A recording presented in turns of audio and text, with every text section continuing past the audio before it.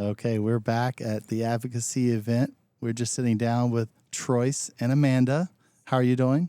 Great. Thank you for taking the time to sit down and talk to me and go over how your experience has been here. Yes. Troyce, let me get you to go first. Tell the audience a little bit about yourself, what you do, and how you got into advocacy. Sure. So my name is Troyce. You've already said that. And I work with the U.S. Hereditary Angioedema Association. It's a patient advocacy organization, and really passionate about advocating for patients. I am the Director of Health and Research Services. I'm also a nurse by trade and case management. So that's one of the things that I do and work with Mandy, my team member, and we help patients get access to the therapy. It's a rare condition. There's a lot of challenges with that.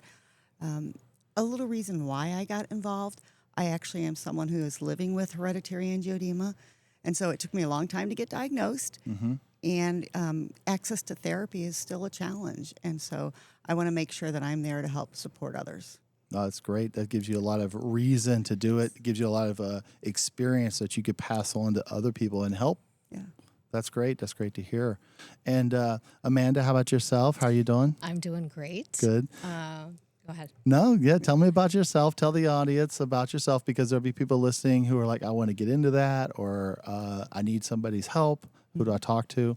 Yeah, so I'm also a nurse by trade. My background is emergency nursing, and this is something I never thought I would get into. It was definitely not on my bucket list of things to do. But I also work for the Hereditary Angioedema Association. Okay. Yes. So that's where her and I met, and we met when my son was diagnosed with that. And like I mentioned, I was a nurse before, and it took him a little bit longer to get diagnosed, only because I've never heard of this before. Yeah. We always thought it was something else, and so it was me not recognizing that there may be something else wrong. So when he finally did get diagnosed, I found the association and reached out to them for support, which they provided to me and him, in great ways. And so then we both started volunteering, my son and I, for the organization. And over the years, just became more and more involved. And now I have the pleasure of working for them. I'm the health services manager. Okay. And also, help patients get to a diagnosis faster, make sure they're seeing the right physicians, and access to medication. Yeah, you said is it a rare disease or just not very well known? Ultra rare. Ultra rare. Yeah. About 10,000 in the U.S. Okay. So that's not a lot. And is there treatment for this? There is now. Okay. I'm a little more seasoned than some people, but there was nothing in the U.S. until 2009. Okay. And so it took a long time to get therapies available. And because it's rare and they're biologics, there is some insurance challenges getting them covered sometimes. And so that's one of the big things that we do.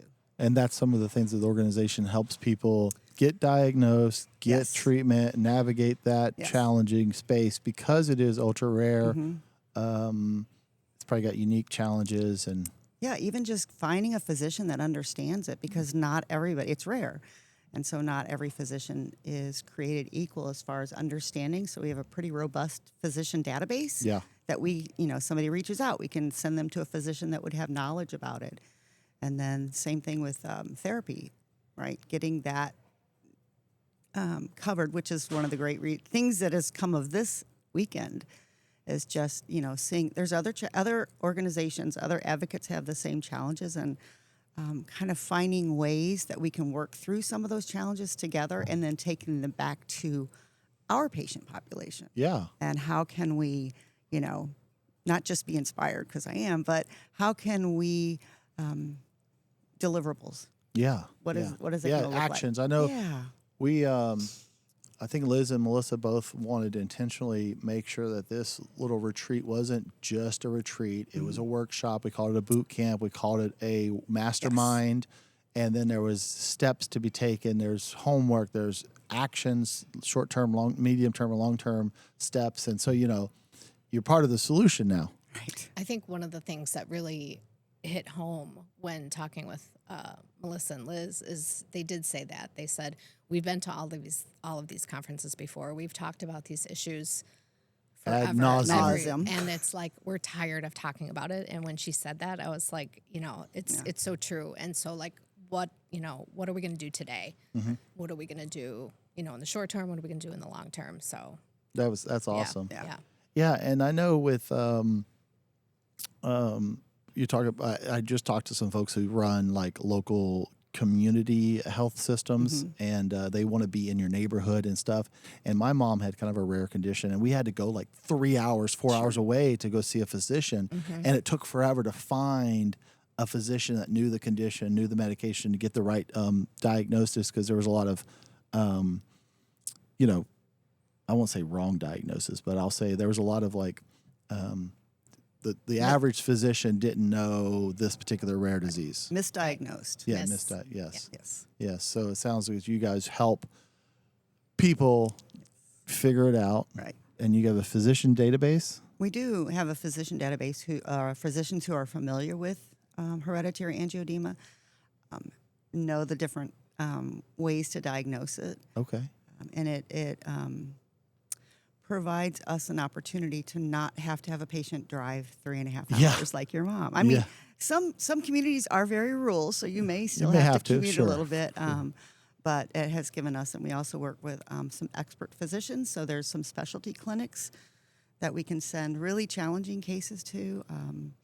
And that's another really plus that we can work with, UCSD and some of their expert physicians. What I love about this and meeting people and talking and getting the word out is there seems to be a lot of communities, but also a lot of kind of islands, or a lot of people don't know where to go, right? So I think having like these conversations and knowing that, hey, there are people that will help you. There are people that have been down these roads. And so just reach out. Yeah. Reach out. I know I talked to some of the other folks that they were kind of, I won't say scared. They were kind of like anxious about this retreat. And then they got in the room and they were like, oh, these are my people. Right. We speak the same language. Right. We're coming at the problems differently. Right. But there's this unifying energy between all of you guys. I heard it because I was right outside the door, and like it sounded like a lot of good things happening. Absolutely. I mean, there's just a lot taken away. Actually, in some ways, overwhelming, because there was so much good from so many different looks at the problems or the challenges that we're encountering. There was different people brought something different to the table. So you're like, oh wait, now that fits into this and then piece of my puzzle, and now that piece, I don't have to worry about that piece because I know where to go. Yes. I got this. I've got. That's and the thing. Man. Like, hearing people talk, it's like, oh, they can help me with that. Where we might not have figured that out before. So just having everybody's collective thoughts is amazing. Yeah. Having a phone a friend is so important. Yes. Everybody needs an easy button. Yes. Yeah. And you're like, let me call Sarah.